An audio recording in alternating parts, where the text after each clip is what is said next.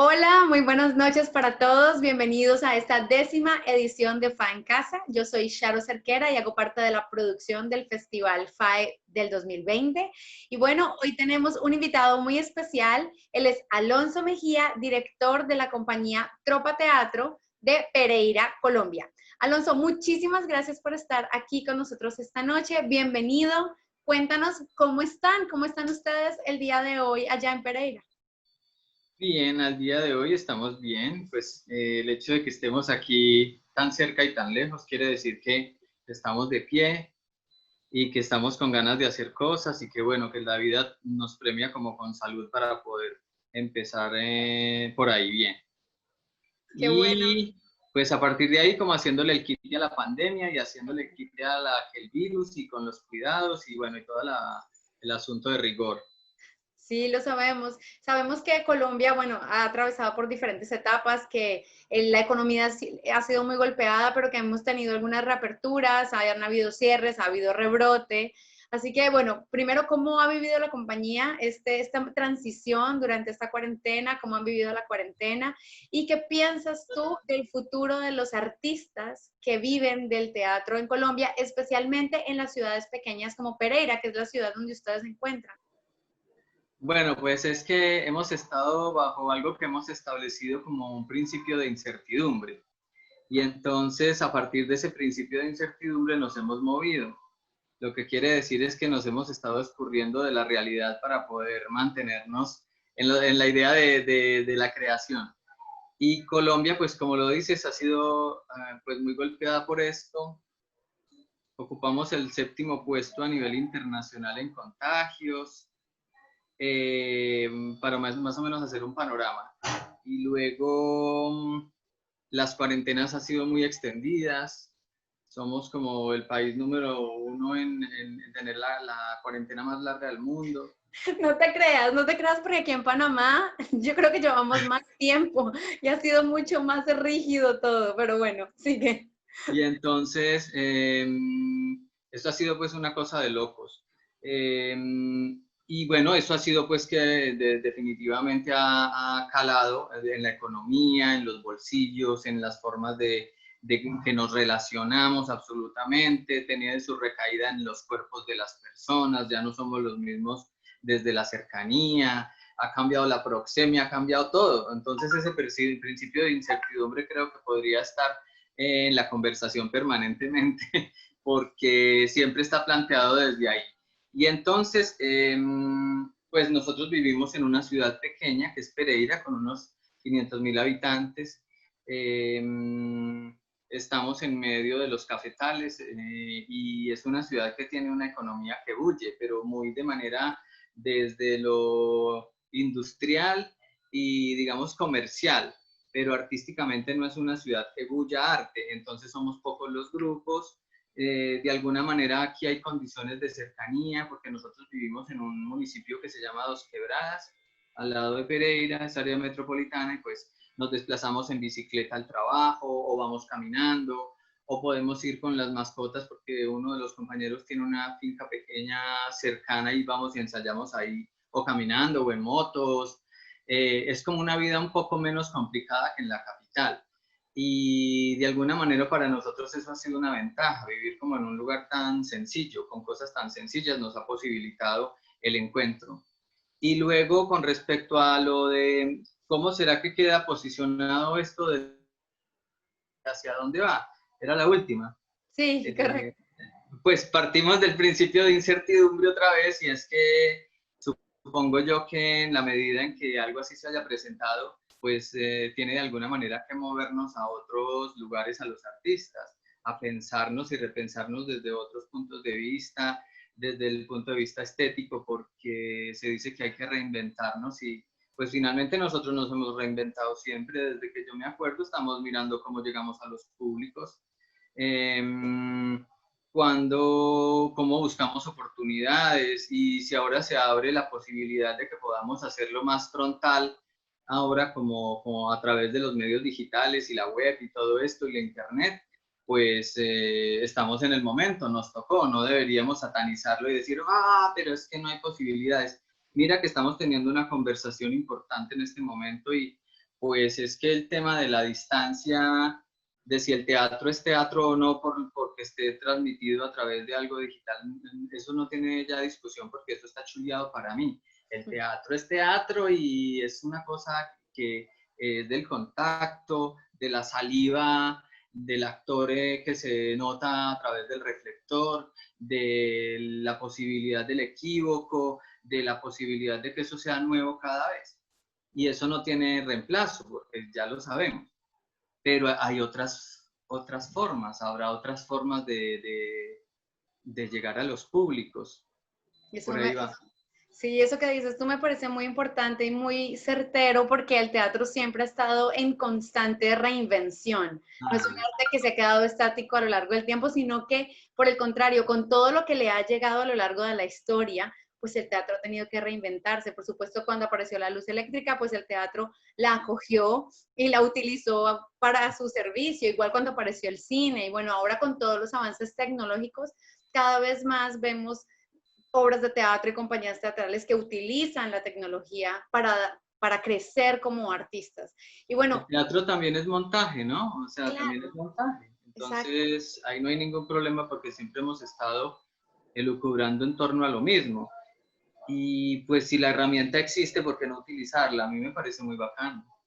Eso es muy cierto, porque además nos ha acercado de una manera diferente a públicos de otros lugares, Ah, pero sí, sí ha logrado como acercarnos y también no dejar perder el teatro a pesar de todo. Además, tú que tienes un largo recorrido, además diriges Tropa Teatro desde hace aproximadamente 10 años, ¿verdad? así es. Cuéntanos un poco cómo ha sido digamos, esta creación de la compañía, cómo han logrado mantenerse en el tiempo, porque además tú tienes otros estudios, estuviste en Cuba antes de crear la compañía. Entonces, cuéntanos primero como qué tanto se nutre la compañía, si tú haces cosas diferentes además del teatro que nutran la compañía y cómo se ha mantenido en el tiempo. Vale. Estas triadas de preguntas. Yo sé. Está bien, voy a intentar ser un poco más Una en tres. concreta, o sea, de a una, de a una. Sí. A ver, dame espacio. Sí, yo soy de acá de Pereira y de Dos Quebradas, porque aquí hay una endodiscriminación espacial. Entonces, aquí unos dicen que son de Pereira y otros son que son de Dos Quebradas porque nos divide un puente. Y entonces hay esa tontería de dónde es uno, acá. Y pues yo soy de acá, de estos lugares, como de acá somos el grupo de por acá mismo donde yo soy. Y yo tenía como mucha preocupación porque el mundo fuera como era. Como desde que era niño tenía mucha preocupación de que las cosas se presentaran en el mundo como se presentaban y que la realidad fuera solamente esa que me presentaba el mundo en que yo vivía, como con miedo. Y entonces a partir de ahí se generó la idea de que uno podía ir a reinventarse, para usar la palabra, y poder acceder a otro tipo de vida a partir de un imaginario que uno podría construir. Y entonces creo que el arte fue el canal para llegar a otro tipo de entendimiento de uno mismo y de la vida misma. Como un lugar en el mundo, como uno se construye un lugar en el mundo, un lugar posible para uno estar, para vivir, como un centro de uno, un lugar centro de uno. Y de ahí partir hacia cualquier lugar para entender y conocer. Y entonces yo me dediqué a eso, yo me dediqué al teatro. Yo renuncié rápidamente a la academia, decidí que quería estudiar y entonces empecé acá con un grupo y luego me fui a Bogotá, muy jovencillo, cuando tenía 20 años, a actuar con el Teatro Taller de Colombia, pues una compañía muy grande, de mucho reconocimiento y padres del teatro callejero en Latinoamérica y bueno, una gente pues con un recorrido grandioso. Y yo fui a parar allá y luego entonces me fui a la Escuela del Teatro Malayerba y luego me fui a Cuba a estudiar ahí disposición de los espacios escénicos y luego me fui a Yuyashkani y luego me fui al Teatro de los Andes de Bolivia y me fui a Alemania a un grupo que se llama el Tonumkirchen, que es como un derivado del gran grupo que es el Futzband Traveling Teatro de allá de Francia. Bueno, como si hubiera hecho un doctorado. Qué bueno, súper, Con todo y los gastos, ¿no? Que claro. implica. Entonces, y eso, como que yo hubiera hecho un doctorado en deconstrucción de todas las formas de hacerlo. Entender como desde diferentes formas de hacerlo para luego llegar a una especie como de encuentro del lenguaje a partir de toda esa adquisición de conocimientos, de toda esa información. Y ahí es como se ha ido tejiendo la dinámica en la tropa, en el grupo. ¿Y cuál era la otra? No, era básicamente eso, como esto, como todos estos conocimientos que tú has adquirido a lo largo de tu experiencia Sí. se entran dentro de la compañía, digamos, de qué manera tú mezclas las estéticas y todo esto está allí o hay cosas de esta experiencia que tú, por ejemplo, has dejado a un lado, que no te interesa seguir explorando o de toda esta experiencia has tomado un poquito y la has metido en lo que es hoy Tropa Teatro. Sí, sí, sí. Porque es que finalmente alguien decía por ahí que uno siempre estará haciendo la misma obra. Y entonces como que uno ve, por ejemplo, la obra de Guayasamín y uno dice, wow, esta es la obra de Guayasamín. Y tuvo periodos, el periodo de la ira, el periodo de la... Bueno, tuvo varios periodos, pero uno dice, ese es Guayasamín. O Picasso, por más que hubiera investigado las técnicas y todo, uno decía, ese hombre creó una forma propia de recrear el mundo. Entonces, creo que eso es un poco tiene que ver. Y uno está hecho de todo ese poco de retazos, como ensayos de la vida, todo ese poco de retazos, ensayos para la escena, y se cruza ahí la información. Y a partir de eso creo que tiene mucho que ver con las personas que uno trabaja, porque esas personas le imprimen una cosa que es el ánima, el alma, la particularidad de la persona. Entonces alguien dice, pero es que ese actor o esa actriz, porque es como medio malo en medio de otros que son mejores? Y yo prefiero tender el puente al riesgo de trabajar con alguien por quien es y no solamente por el hecho de que es buen actor o es mala, o sea, como que no se mide así necesariamente. Y entonces una particularidad es el poder desde el punto de vista horizontal, como distribuir el poder. El director tiene una incidencia y una participación en todo esto, pero es una participación, es un poder que radica en la capacidad de servicio, de poder ver cómo hacer brillar algo en el espacio, como un instrumentista o alguien que es el instrumento, es el medio. Entonces, como pulir eso es muy importante. Y entonces así digamos, se riega el poder dentro de la organización y yo no soy Dios todopoderoso porque soy el director. Claro. Hay cosas en las que puedo yo tomar decisiones estéticas, por ejemplo, o cuando ya no hay negociación entre todos, porque como lo hacemos desde la creación colectiva, pues decimos, bueno, buena o mala, la última palabra déjenla que lo tome el director y ahí pues está como la función mía. Eso Pero es muy valioso esa visión del director, porque justamente, como dices, no es una visión todopoderosa, sino por el contrario, es un guía y además es eso, es como un organizador de todas esas ideas, porque la creación colectiva tiene, digamos, esa facultad, esa virtud, y es permitirnos a todos crear y componer en conjunto para que después haya una persona que diga, bueno, podemos pulir de esta manera o de esta otra manera. Pero a la final, digamos, es muy bonito saber que es una idea de todos, que es un aporte de todos, porque claro, las miradas de cada uno pues son experiencias diferentes, como decíamos al inicio, y pues cada uno tiene una vivencia que es importante para la creación escénica, ¿verdad? así es, claro, es una especie como de un ordenador de la información, de alguna manera, que le puede estar dando un orden a partir del sentido o el espíritu que tenga la obra. Y verlo, un director es como alguien que ve las cosas por lo general, en conjunto. El actor ve su parte, el escenógrafo ve su parte, cada uno como sálvese el que pueda, pero el director tiene como una mirada más amplia de todo el universo del asunto. Claro. Y eso no significa que tenga la razón en todo o que sea todopoderoso. Entonces es un grupo, un poco volviendo a lo que estábamos conversando antes, es que es un grupo que se sustenta en una especie como de ¿qué? Es una democracia, pero es un ejercicio democrático, porque es un ejercicio participativo, pero también que establece cierto orden.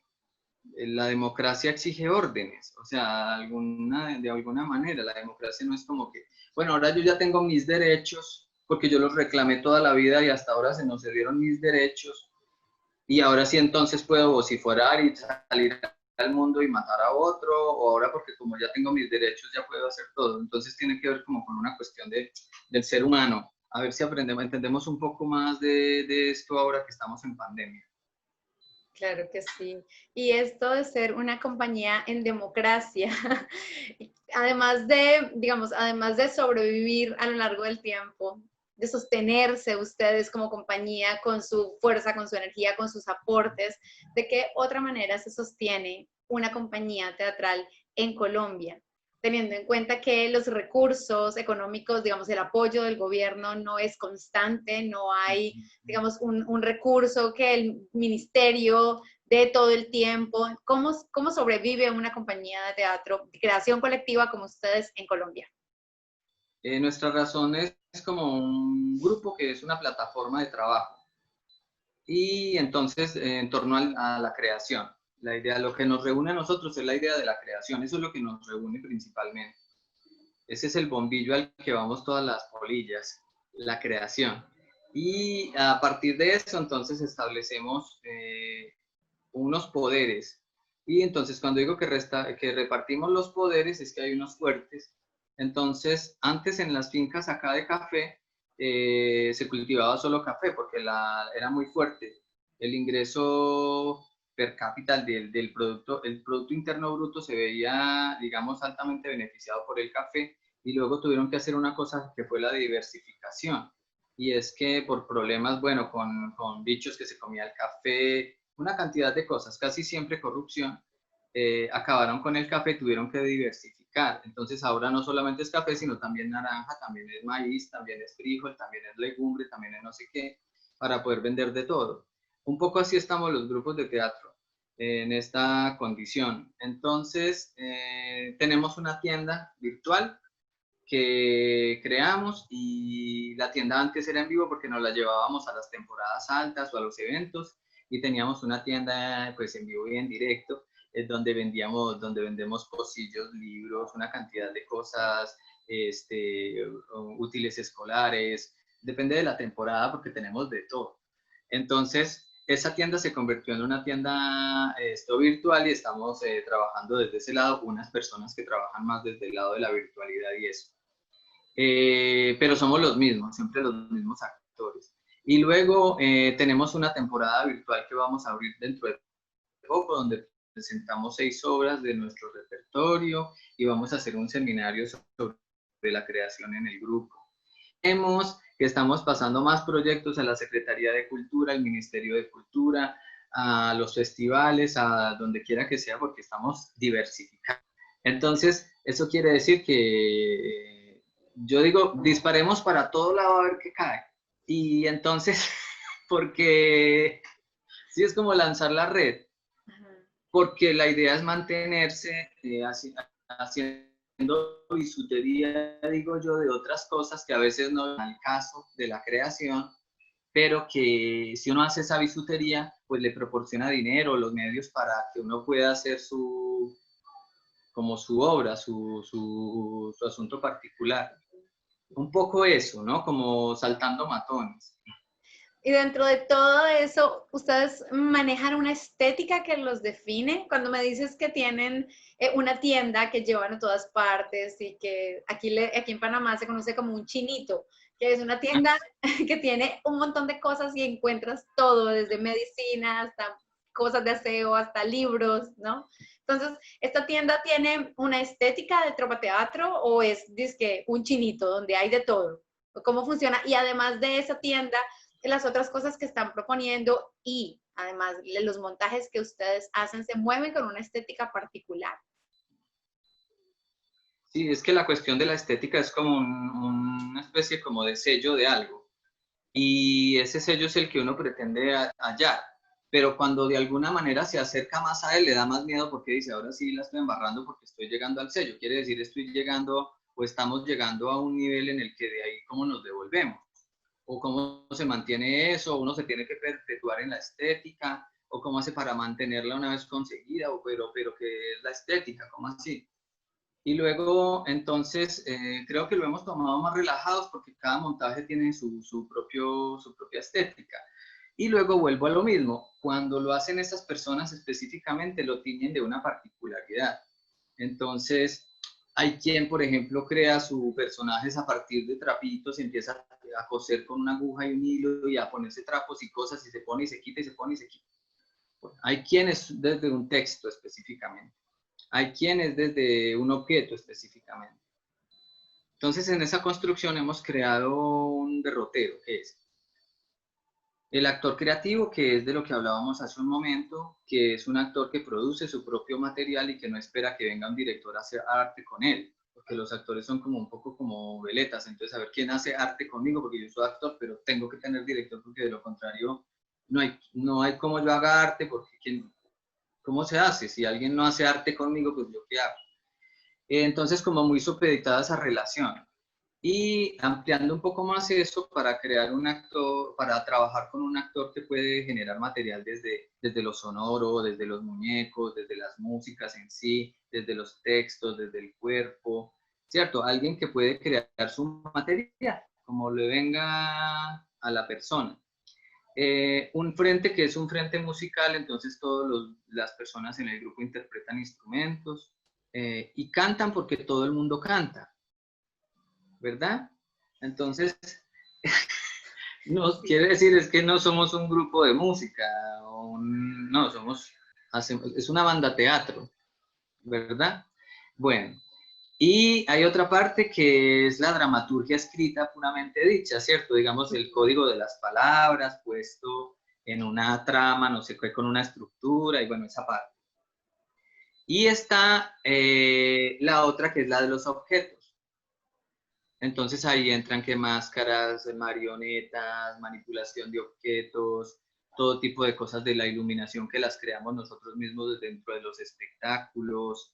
Todo eso obedece a una estética. Entonces esa estética tiene que ver, es como si cogieras un libro, no, como si cogieras todas las letras del mundo y las tiraras para arriba y alcanzaras a coger las que te convienen y con eso armas tu propio, tu propio universo. Y sí, es como una cosa como el bouquet en el vino o como algo que le refresca a uno, cuando lo ve o lo escucha, le refresca alguna imagen de la infancia. Por ahí va como el asunto de la estética. Ok, es una estética colectiva también. Sí, Y total. bueno, y ahora que estabas hablando antes de que además de los proyectos que ya tienen, que han venido trabajando, ahora también van a incursionar en elementos virtuales. Van a hacer un Ajá. festival de la compañía, un festival de teatro virtual de la compañía.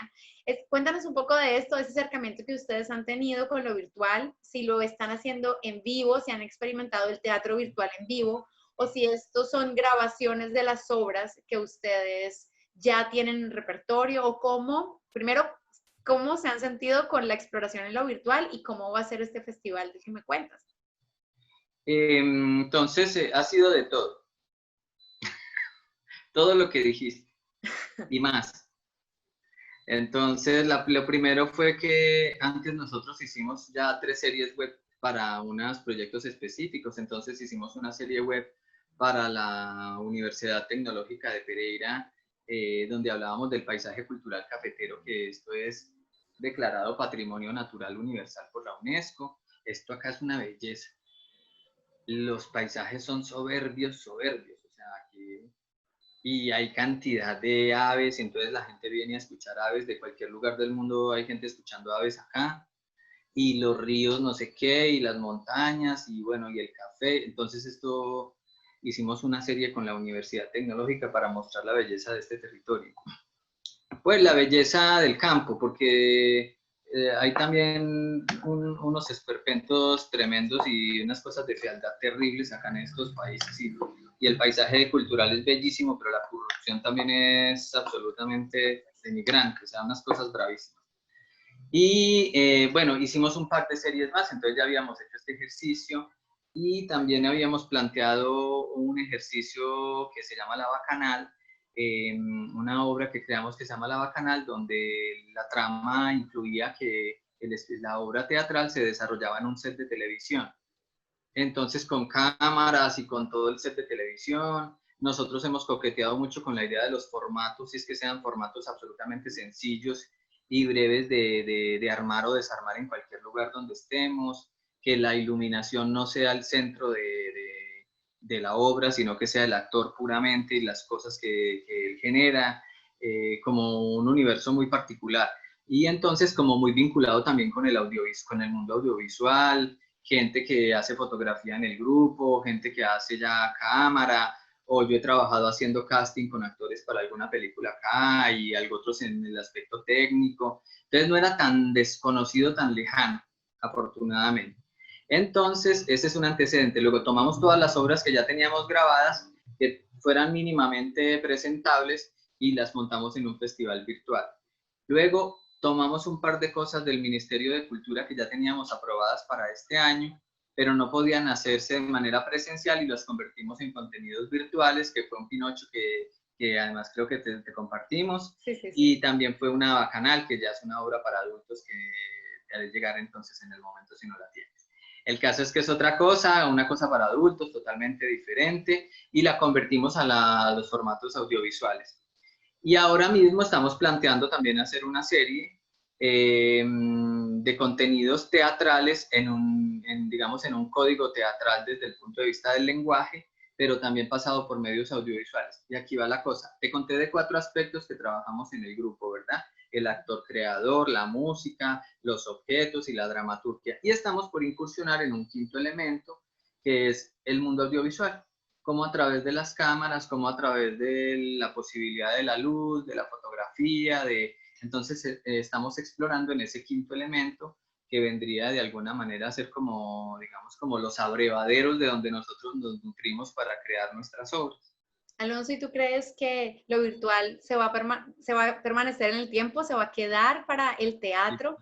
¿Crees que esto, digamos, después de la pandemia, el confinamiento, Sí, sí, sí, el claro. teatro va a seguir utilizando el recurso de la virtualidad?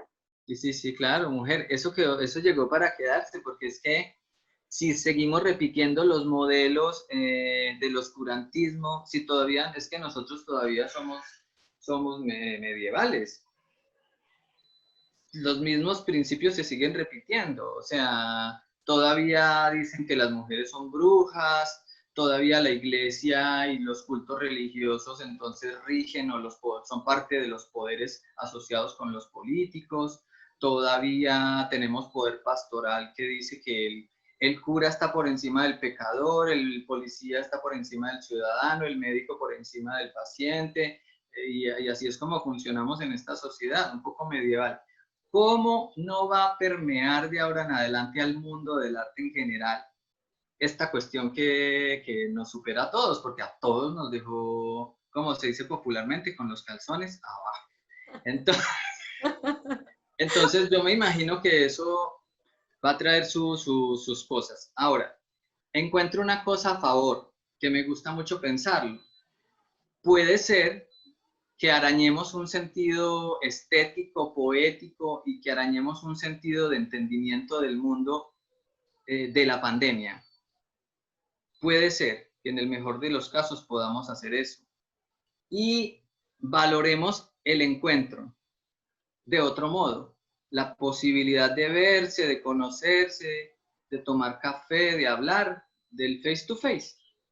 Y entonces el teatro vuelva a tener un valor fundamental en los seres humanos por el hecho del encuentro vivo con otras posibilidades de entender el mundo que podría ser el teatro. A la final podríamos encontrar una cosa dual, y es que la gente ya no se vuelque al cine como lo hacía antes, porque Netflix ya llenó todo. Ya todo es Netflix y todo son las supercadenas y todo eso. Entonces en algún momento creo que nos recogeremos de manera distinta y volveremos a intentar ser sencillos, a intentar ser otra vez sencillos. Sí, eso Y que dices de revalorar el teatro, de revalorar desde lo que se hace hasta lo que se produce, ¿no? En el ser humano, ¿no? Y esto del encuentro, porque claro, las relaciones humanas ahora han cambiado, la proxemia que decías al inicio, la lectura del otro ha cambiado, y pues qué bonito ver el teatro como una oportunidad para este encuentro. Así lo estamos pensando. Queríamos también que nos hablaras un poco sobre Pinocho, la obra que nosotros queríamos que estuviera en el FAE 2020, que esperamos que para el FAE 2021 esté acá, porque queremos verla, además porque claro, como decías, yo vi la obra en el formato virtual y fue bien interesante ver la mezcla, la propuesta entre lo virtual y lo cinematográfico, porque hacían unos, digamos, había un acercamiento al teatro presencial, pero también había un juego de cámaras, había un juego de locación. Entonces, esta mezcla de verdad que es bien interesante. Cuéntanos un poco sobre el proceso de Pinocho, sobre esta obra, que es una obra de teatro infantil, además es una adaptación, y qué tanto recorrido internacional han tenido, cómo ha sido la respuesta del público internacional. Y entonces era el 2011, inicios de 2011, y yo me fui dije que me retiraba del grupo por 3 meses porque tenía necesidades humanas que no podía tener ahí. O sea, necesitaba un espacio de vida, algo para poder como sustentarme otra vez a mí mismo. También se les llaman crisis y esas cosas existenciales y todo eso dice la gente. Bueno, entonces tenía un arañazo en el alma en esos días y ellos y ellos se quedaron ahí. Entonces yo les dije, pues ustedes pueden, o sea, hemos hecho la idea de que esto es una colectividad creativa y entonces miren a ver qué se inventan o no sé, hagan lo que quieran, yo me voy, ya está, adiós. Y entonces ellos empezaron a trabajar sobre crear algo. Y entonces Jonathan, un compañero que es actor, le decimos el enano o el nano, de cariño, porque es muy chiquito, es muy bajito. Y dijeron, ay, pues montemos un Pinocho con el nano. Entonces, pues sí, hagámosle, listo. Entonces se dedicaron en esos 3 meses que yo me fui a hacer las músicas de la obra y empezamos por la música. Cuando yo regresé, estaban hechas todas las plantillas musicales, ellos tenían toda una historia musical y empezamos a agregar como todo el mundo, antes ahora sí vamos al libro, vamos a crear la cosa y luego el vestuario lo hicimos nosotros mismos, aguja día a día, a punta de diseños que nosotros mismos realizamos, con mucho material reciclable o material de los roperos, porque hay roperos acá, y entonces eso es mejor dicho, el Corte Inglés, como el Corte Inglés de acá, entonces, y con ropas que conseguíamos de otros lugares y quitábamos y poníamos y hacerlo y hacer las máscaras a través de un taller que hacemos, que es un taller, entonces producimos, digamos, necesitamos hacer máscaras para la obra, entonces hacemos un taller donde todo el grupo participa y las máscaras se crean ahí mismo entre todos y es muy colectivo toda esa parte. Diseñamos la luz entre nosotros, toda la cosa, se estrenó, hicimos la prueba de fuego, porque la prueba de fuego consiste en hacer la obra cuando se preestrena en el barrio donde nosotros trabajamos. Entonces, invitamos a la gente de la panadería, pues los panaderos y las señoras de la cocina, invitamos a una señora que tiene por ahí un puesto de arepas que venden en la calle, invitamos a los niños del barrio que por ahí, bueno, todo. Si la obra funciona para esa gente, nosotros nos echamos la bendición y decimos, pasamos, funcionó. Y entonces, ese es el medidor. Y entonces hicimos el medidor y nos fue muy bien. Seguimos trabajando más. Y la obra empezó a cobrar vida por sí sola. Yo pienso que eso es como una particularidad de las obras que se sustentan en sí mismas, que son lo suficientemente concretas en su universo y lo que plantean, que ella se sustenta solita y se fue yendo. Y entonces luego estábamos haciendo funciones en el Festival Iberoamericano de Teatro de Bogotá, en Corferias, en una feria gigantísima que hace para miles de personas, haciendo muchas funciones para muchos niños ahí, mucha gente. Y luego hacíamos un recorrido en las veredas acaso es el campo, ¿no? Como los barrios, pero del campo. En las veredas, haciendo un proyecto que se llamaba Pinocho va a la escuela, Pinocho va al campo. y entonces lo hacíamos en los corredores de las casas, de las fincas cafeteras, para los niños de por ahí del campo, se hacía convocatoria, o íbamos, por ejemplo, al festival en el Festival de Teatro El Festa en Bogotá también, que es un festival muy chévere acá, el Festival de Teatro de Manizales, en Quito en un festival allí, en Argentina en un festival, en España en un... Bueno, entonces empezó como a moverse la obra. Nosotros somos un grupo de mediana trayectoria, vamos a cumplir 17 años y no somos un grupo que puede chicanear mucho sobre su recorrido internacional. O sea, no podemos alardear mucho de eso porque somos un grupo relativamente joven, pero la obra se mueve de manera bonita, ganó un premio del Ministerio de Cultura, ha hecho un recorrido de más de 250 funciones. Además, porque Pinocho es una obra, pues primero es una obra universal y es una obra que yo creo que va a trascender en el tiempo porque es muy importante el cuidado de los niños y yo que soy madre, yo creo que para todos los padres, es una obra representativa en la etapa de la crianza, ¿no? Por esta búsqueda de la independencia que tienen los niños y el querer también un poco como ir más allá y nosotros como padres también, cómo los acompañamos en ese proceso de independencia que es importante, pero sin soltar completamente la rienda, digamos. Esa es mi lectura de Pinocho, para mí es un texto absolutamente importante en la etapa de crianza. Y bueno. Pero es una trampa, porque eso es lo que tú piensas porque tú eres madre, pero la idea es a través de los niños es llegar a los padres. Entonces yo les digo oiga, los felicito a los niños cuando van al teatro, porque yo digo felicito a los niños por traer a los papás a estas cosas, porque qué pesar de los padres ya tan acartonados. Y Pinocho, este Pinocho tiene una cosa linda y es que consigue que uno vuelva y se congracie con la idea de la infancia. O sea, que uno de verdad entre como en ese personaje y ese actor y digamos todo ese mundo que se crea en torno a él, consigue de verdad que el público de alguna manera se congracie pues con esta vida tan aparentemente sufrida del personaje y pobrecillo y tal. Pero más allá de la anécdota, es como seducir a los adultos para, oiga, venga, lo que dice por ahí el meme, ¿en qué va su proyecto de infancia? Cuando usted era niño, más o menos en qué va su proyecto, cómo va usted con el proyecto de la infancia. Y eso creo que funciona. Luego la posibilidad de que se pueda presentar a cualquier tipo de público, es que eso ya rompió la idea de rangos etarios. Obviamente que si usted llega a, como hemos llegado a barrios muy pobres, a teatros que son, por ejemplo, en Quito el Teatro México, que es un teatro bellísimo con plataformas, todo digital, una cosa fue descrestante. También estar en lugares de piso de tierra. Y es una obra que tiene esa versatilidad, puede llegar a lugares así. Obviamente que en las condiciones, en buenas condiciones, una obra siempre será mejor experiencia para la gente que la presencia y todo eso. Depende mucho del ambiente, porque eso tiene su ritual, ¿no? Claro.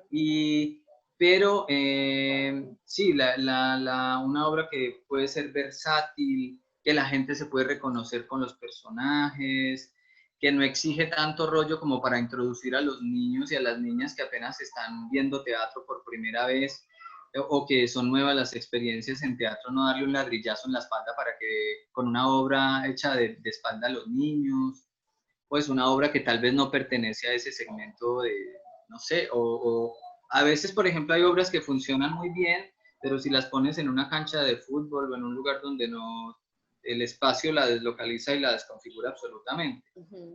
Entonces, yo creo que tiene sus efectos, el teatro en general tiene sus efectos en la sociedad, eso sí enloquece a la gente. ¿Por qué? Porque crees que enloquece a la gente. Pues porque es que siempre se cree que es que hay que ir de manera como recta. Y entonces como que la gente que cree que todo está bien desde la normalidad es la gente que creo que en algún momento va a tener que cambiar el chip. Y el teatro y el arte es como una manera de ya estar cambiando el chip. Ya nosotros no somos tan inocentes, ¿no? Claro, claro, definitivamente siempre vamos a tener que recurrir al arte en general para que nos recuerde que tenemos que cambiar nuestras miradas y nuestras perspectivas, que hay que aprender a, sí, a construir desde lo que hay. Bueno, eso es otra conversación. Sí. Alonso, muchísimas gracias por habernos acompañado en esta noche. Gracias a todos los que están viendo esta entrevista de FA en Casa y nos vemos en el próximo miércoles para una nueva entrega que empiezan las entrevistas nacionales. No se las pueden perder. Muchas gracias, Alonso, por estar con nosotros esta noche y gracias a todos por vernos. Adiós. Adiós.